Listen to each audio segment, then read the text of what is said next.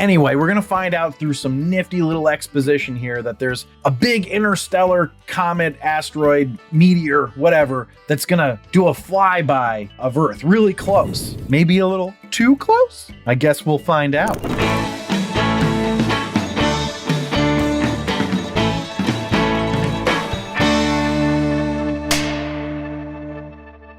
Welcome back to another episode of The Rank. I'm John, and today we're going to be ranking action movies. Now, for those of you who are new to the show, I'm going to give you a quick agenda here. First, we start with the potent notables, which are just a couple interesting facts or tidbits that I found out about the movie, unless I didn't find anything interesting, in which case it'll just be the box office results. Then we go into the movie overview, which is where I talk about what happened in the movie. Then I do the rank, the namesake of the show, where I rank the movie in 10 categories on a scale of 1 to 5, 1 being the worst, 5 being the best, all to find out what are the best action movies of all time. And today we're going to be ranking Greenland, the 2022 action movie starring Gerard Butler and Morena Baccarin, written by Chris Sparling and directed by Ric Roman Waugh. So is this one of the best action movies of all time? Let's find out, starting with the potent notables.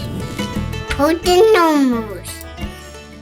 So as always, we start the potent notables with the movie's box office results. Greenland made nothing domestically because it ended up not getting released due to COVID, but it's estimated to have made about $32 million on video on demand. So I guess that's something. And $52.3 million internationally for a worldwide total of $52.3 million plus the, I guess, $32 million estimated amount for video on demand. Now, this was against the budget of $35 million, so, it didn't do too bad, hence we're getting a sequel. Now, the comet in the movie is named Clarke. So this is a tribute to Sir Arthur C. Clarke, author of the 1993 novel Hammer of God, which describes the impact of an Earth-killing asteroid. Now, the movie, you see, they filmed in Iceland and called it Greenland. And I just feel like it syncs up well with what the Vikings did, right? Because they were like, yeah, Greenland, that's really great. You should check out all the great scenery. Don't go to Iceland, though. It's not good. So they basically just described what was on Iceland to make people want to go to Greenland so that they'd be like, well, this fucking sucks. All right, and finally, originally this movie was going to be directed by Neil Blomkamp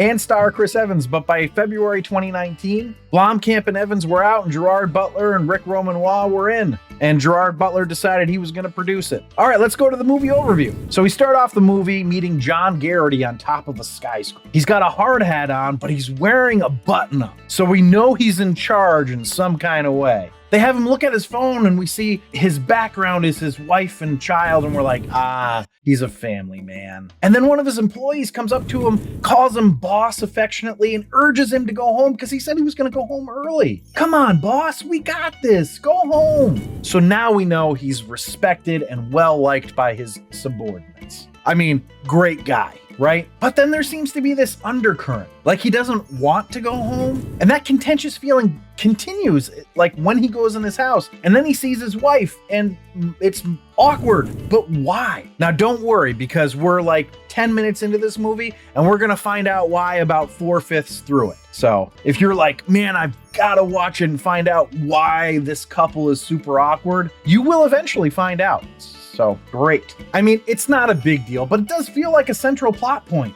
I would have liked to have known what the issue was in the beginning. Plus, it feels like it's all put on the wife/mom here. Now, we do eventually find out that he cheated on her during a rough patch, but then we sort of sweep it away and continue it being like the mom's fault here because she's like, it was as much my fault as it was yours. I'm just like, I mean, come on. Did you do some extramarital fornicating? Because it feels like it's not your fault for his behavior. Anyway, we're going to find out through some nifty little exposition here that there's a big interstellar comet, asteroid, meteor, whatever, that's going to do a flyby of Earth really close. Maybe a little too close? I guess we'll find out. We also find out that the kid, Nathan, has type 1 diabetes. This couldn't possibly come into play later, could it? Now, I was thinking it would come into play by them not having the insulin, and then they would need to go get it, and bad stuff ensues because of it. And I was right for the most part, but it's really not the whole story. They don't rely on that to get the plot going. Or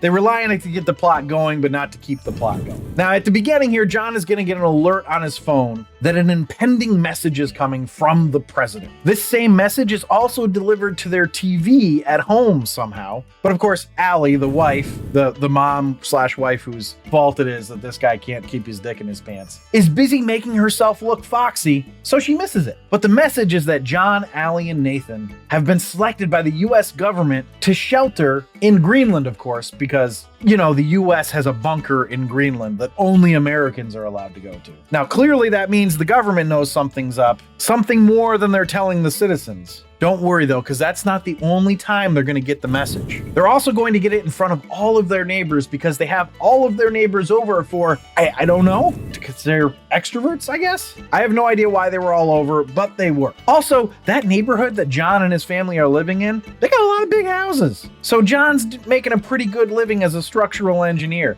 Also something that we did not find out until way later in the movie, like halfway through, at least not the 4/5 this time. We're just like, oh, he's got a hard hat on and a button up, so he's probably not a grunt. So I guess that means he's a structural engineer. This message also comes at the worst possible time because it comes right after Tampa gets just demolished by the first fragment of this meteor. Now, that meteor produced a large enough shockwave that it knocked John over in Atlanta, like what, 1,100 miles away? I don't know how far away it was. It was far away. And this is where things start to get a little crazy. You have a sort of harrowing moment next where one of the neighbors is begging John and Allie to take her daughter. But see, the cryptic message from the president said that you can't bring anybody. You can only bring yourselves. And they've got to get to this Air Force base by 9:45 p.m. so they don't miss their flight. We get a real obvious foreshadowing next with the kid, Nathan, taking a blanket out of his bag, and you see the camera watches as the insulin falls out next to him onto the seat, and you're like, well, they're gonna forget that. And that was the moment where I thought we were gonna get into the plot. They would have to go back and they'd miss their flight and they'd have to scramble to get another flight or something like that. But no, John goes back to the car, gets the insulin, and then Allie makes the mistake of mentioning Nathan's diabetes to one of the guards. When the government finds out that their kid is chronically ill, they're like, nope, you can't go. And for a moment, it looks like John is actually going to end up on the plane without them. But then someone points out the bag of insulin and is like, hey, how did you get on here? My sister's kid couldn't get on. They got, sent away because he had diabetes. So now John knows. He's like, I bet they found out and they got kicked off, so I'm gonna get off this plane. And it was just in the nick of time because guess what happens to these planes? They all blow up. So phew, lucky guy. I mean, I guess that does mean that there's gonna be some extra spots open in the bunker in Greenland, right? Because like a whole bunch of people died, so that's good. But now they're separated. So a good portion of this movie is them trying to get to Allie's dad's house to meet up there. And when we also get to see how humanity would react to an extinction level event. And they don't handle it great. To the point that one guy kidnaps Nathan and then steals Allie's wristband to try to sneak their way to Greenland. Again, I guess I should say, nobody knows it's Greenland yet. The name of the movie is Greenland, so the audience is like, they're going to Greenland. None of the characters know it. But we do find it out because in another scene, John is going to be in the back of a truck, like riding to Canada with a bunch of guys. And he's going to find out from one of those guys that it's actually Greenland that they're going to, although it's not confirmed or anything. It ends up getting confirmed later. The hard part is that another guy is going to try to take his wristband because he's a foreigner and he shouldn't get to go because he's not American, you see.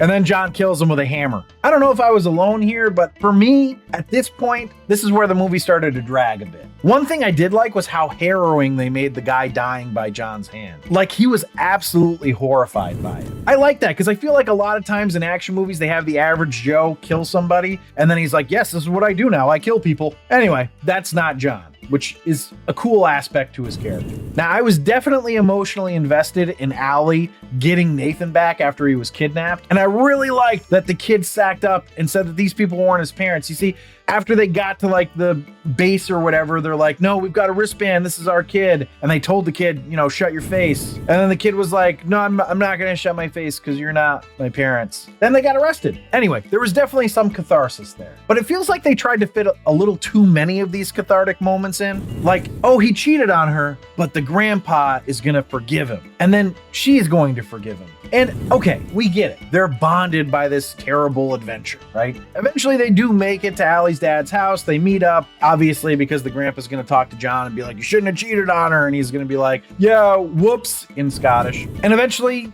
after the nice little family reunion, they're gonna leave because John is convinced that he can get them to Greenland because he heard on the back of that truck that the people that were on their way to Canada were on their way to these guys that were flying to Greenland to get onto the base. Now, apparently that wasn't really widely talked about because even though there are people like everywhere right now, just everywhere is crowded no matter where they go, not at the airfield that's flying to Greenland, flying to the one place that essentially is safe. Now, if you thought that when they got to the plane and they got on the plane by essentially forcing this guy to let them on, that there couldn't possibly be any more trouble for this family, well, you'd be wrong. They end up crash landing in Greenland and have to hike a mile to the airbase. The 2 pilots died. But when they get there, the military greets them with open arms. Now, I have to say, I wasn't expecting that. I thought there was going to be it was going to be harder, but I kind of like that they didn't add more strife at that point because the crash was enough, right? And I could also see how,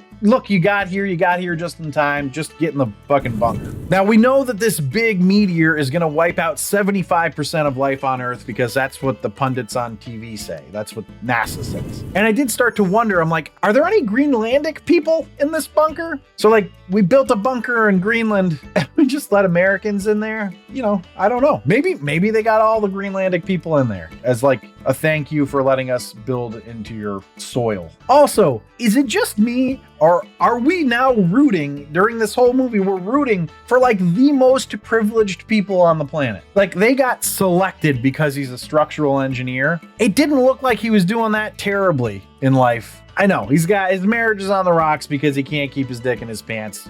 I don't really feel bad for him for that, but we're sitting here like, oh man, I hope the family gets back together and she should forgive him because there's no real contrition here. It's just that they almost died and he wants to save them. So it's like, because he got selected, we're like, yay for this family. And I did really want them to get to Greenland and save this family, but like everyone else is gonna die. So I was like, is this propaganda of some sort? Are they setting us up to like be okay with only the elite are gonna survive some sort of upcoming apocalypse? Now, I don't really think that, but I could see that becoming a conspiracy theory. Why not, right? There's been worse. Anyway, that's the end of the movie. It was good enough for me that I am interested in seeing the sequel, but let's find out how it ranked. A rank. All right, so the rank is where I rank the movie based on 10 categories: story, acting, originality, action sequences, film coherence, hero appeal, villain appeal / hatred, supporting characters appeal, the final showdown, and my rank. I rank it on a scale of 1 to 5, 1 being the worst, 5 being the best. But before I dive into the rankings here, if you're enjoying this episode, please leave a like down below. It really does help us out. But without further ado, the first category is story. Now, the overarching story is there's a meteor headed to Earth and it's going to destroy Earth, basically. So that's the macro part of the story. On the micro side, it's the journey of one family to find safety in a pending apocalypse. So that's a good story, methinks, which is why I gave it a 3.75. So let's go to acting. Now, I don't want to bash a kid's acting because, you know, he's just a kid, but also he's a kid, so he's not that great. Honestly, the acting was fine here. It was never bad and it was never amazing, but they drew me in enough that I was engaging and empathizing. So they deserve credit for that. And I just want to say, I thought that David Denman was really good in it as like a highlight here. I feel like he kind of stole the show with his scenes. No, I don't want to say stole the movie. I'm saying stole the scenes that he was in. He played the kidnapper, so not a nice guy. There seemed to be some nuance in his acting there that made me not like hate the guy. You sort of understood his motivation. I don't know. It was good. Anyway, that certainly helped to keep it above a mediocre score, and I gave it a 3.5. So let's go to originality. And look, this isn't original. Now, I suppose it's original kind of in regards to having to go to Greenland and getting turned away because the kid has diabetes, but it's a disaster movie with a meteor coming to destroy the whole Earth. So that's not super original. We've seen that before. I will say that it is original kind of in that they actually had the meteor land. So that's good too. Anyway, not enough there to give it a high score. I gave it a 1.75. So let's go to action sequences. There weren't a ton of action sequences, but when there were, they were pretty decently done, like really good actually. The fights were done in a way that showed that the people that were fighting weren't used to fighting, which I thought was really good. They also weren't so bad at fighting that you got no entertainment from watching them fight. Then there was the classic dodging shit that's falling from the sky stuff. You know, it was really good from this aspect. So I gave it a 4. So let's go to film coherence. As far as following the admittedly thin plot of we've got to get to Greenland, it was excellent. At no point were you like, how did they get here? Or why are they going there? Or why are they doing that? So from that standpoint, it's really good. But, and this is a big but, the aftermath of the meteor hits in the movie just don't really fit with reality. If there was a meteor that hit Earth that was big enough to destroy an entire city, shit would not be going well in a city that's within 1,000 miles of it. And on top of everything else, and I guess spoiler alert here, but they leave the bunker in 9 months? It would literally take centuries to recover from that. I mean, they show the Earth from like a satellite viewpoint, and it's like pockmarked with meteor hits. You're not coming out of that bunker in 9 months. And this is all not to mention the ridiculous drugstore scene. Why were they shooting everyone? The whole place was being looted. They could have just gone in and looted. Like nobody was fighting them for the stuff. Anyway, I ended up giving it a 3.75, which is a high score because it really did cohere to its plot. There wasn't that bad of stuff, and I can't really knock it for not being scientific. I mean, this is not what the movie is for. The biggest knock for me is really the drugstore scene. So that brings us to hero appeal. John Garrity is kind of vanilla, right? I mean, he's okay. It's not like you're rooting against him. Honestly, I wanted him to make it, but like, I wish we didn't have this cloud of infidelity hanging over him for the whole movie. I just don't understand what the point of that was. And before you explain to me that they did that so that there could be a reason that there was friction between them so that this experience could bring them back together, I mean, that's just not a compelling reason to me. Either way, he was fine. I gave him a 3. So let's go to villain appeal / hatred. So this category doesn't really fit this movie that well, but the villain is the meteor, right? I suppose an extinction level event meteor is kind of a 5 villain in real life, but you know, not necessarily cinematically. I will say though that this sort of Damocles hanging over them for the whole movie did make it interesting, so I gave it a 3.25. So that brings us to supporting characters appeal. I suppose the supporting characters were the way too understanding neighbors, Allie's dad, and then all the various goons and people they meet along the way. So for instance, the guys who come into the drugstore inexplicably shooting people, and then the one guy lets Allie and Nathan go, they sucked. The grandpa was fine. The people John meets in the truck are fine. I think the tension that built by the couple Allie gets stuck in the car with Nathan, who end up kidnapping Nathan, had the strongest appeal of all the supporting characters, actually. And they bring up the score. I mean, it's still probably below average, but it's a 2.75. So let's go to Final Showdown. So I took the final showdown as everything after they leave Grandpa's house. You want them to make it, and you don't know how they possibly can. They get attacked by plasma balls from the sky. Then they get the last plane out of Vietnam, which then crash lands in Greenland against a glacier, kills the pilots, and they have to walk to the base in Greenland, all fighting against the clock of when this meteor is going to hit. And it was all okay, so I gave it a 3. So let's go to my rank. Did I love this movie? Not really. Honestly, if they had trimmed it by about 20 minutes, it might have given it a little bit more excitement, and I think I would have liked it more. It might have been less coherent, potentially, but I think it would have been more entertaining. I didn't hate it, but it kind of got dull, so I certainly didn't love it. Anyway, I ended up giving it a 3.25. So that puts the total for Greenland at a 31.5, which puts it in the tier mediocre, putting it just below Jason and the Argonauts and just above Blade Runner, which I feel like is a really weird grouping. Anyway, thanks for listening and or watching. You can check out my other action movie rankings. There are a ton of them. Or you can watch any of the other movies or sitcom episodes that I've done rankings for as well. And if you'd like to see a list of our action movie rankings, you can do that on our website at therankpodcast.com. Please remember to like, subscribe, review, and comment. If you want to reach out to me directly, you can email me at john@therankpodcast.com with your questions, comments, or suggestions. If you really want to support us monetarily, you can do that at Patreon at patreon.com/therankpodcast. But that's the whole show. So, bye.